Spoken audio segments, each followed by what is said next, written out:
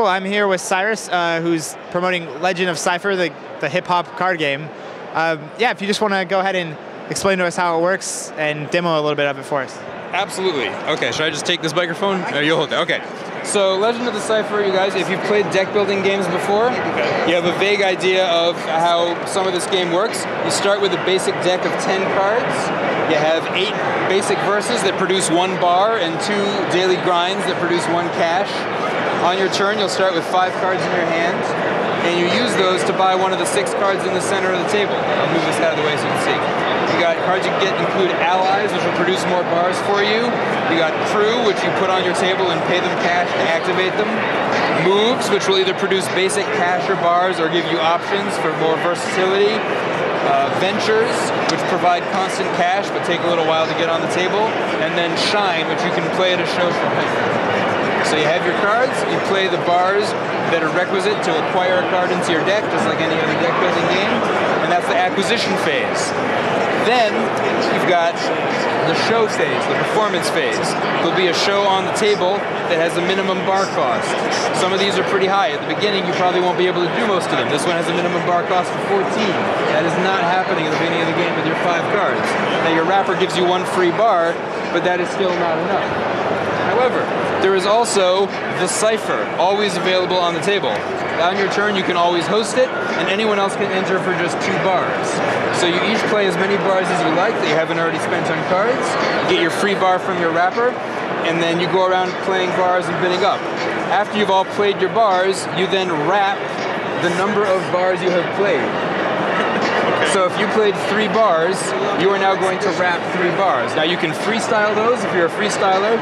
If you're not, but you're a hip-hop fan, you're like nerdcore, you can just do 3 bars from a Front-A-Lot song or an Eminem song or whatever. If you don't have any songs in your head and you're not a freestyler, every card that produces bars has lyrics right on it. Okay. So if you play these 3 bars for bars, you can then read right off them. Your starter deck, every card in it, they all rhyme with each other. So if you take any 3 player randomly, you're going to sound good. It all rhymes. I don't know about that. So once you play your cards, you wrap. Whoever has successfully wrapped the most bars gets the victory hype rewards on the top left of the show. Whoever participated but did not wrap the most gets the constellation hype rewards on the top right. You track your hype on your little hype counter. When you hit 5, your wrapper levels up to level 2. If you get 10 more after that, your wrapper levels up to level 3, 15 more after that, level 4, 20 after that, you win the game. Now every time your wrapper levels up, you'll see that you then get a hand size increase of 1 and a free bar increase of 1. So the game tends to snowball as it goes on, gets faster and faster. It does not snowball in the sense of someone getting far ahead, but because the levels are farther and farther apart, no one is ever more than a level behind, generally speaking, unless you're getting real hosed. And that's pretty much the game. And then we can see over here 2 gentlemen in the middle of the game. Sure.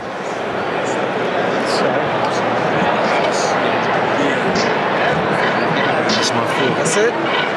It's bang.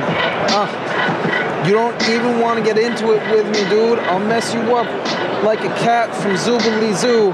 Ben Vereen, you don't know how mean I can be when I go for your spleen. It's obscene. Right. I'll take 1.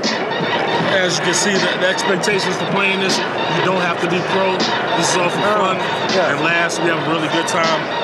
But if you are a fantastic rapper, this game will accommodate you. Like 2 master rappers could sit down and play this with their kids and school them up. It's all comers. Sounds pretty cool. The game has been balanced to equalize great rappers with people who have no rapping ability, or great card gamers with people who have more on the rap side. So it looks like these may be like prototype pieces right now? No, this is in open beta. This is now, it was just actually put up for sale today on thegamecrafter.com. So it's print on demand. We've just opened up the website today so people can order it. It's available. We're here at PAX East last year demoing. It's actually where I met these guys. I was not part of the group till last year, where I came, saw their game, loved the idea, thought the mechanics needed tightening up, explained it to them. They agreed. I joined the team, spent a long time designing and tweaking, and then here we are today with the game you see before you. So. Awesome. Sounds really cool. Is there any plans to distribute it beyond GameCrafter? That is still up in the air, so if you are a distributor or know a distributor or some other networking social media expert at Kedera and would like to assist in the promulgation of Legend of the Cipher Enterprises, feel free to contact me on Board Game Geek. I'm Osiris. And yeah, our plans are open but not yet made, I guess. Great, thank you very much.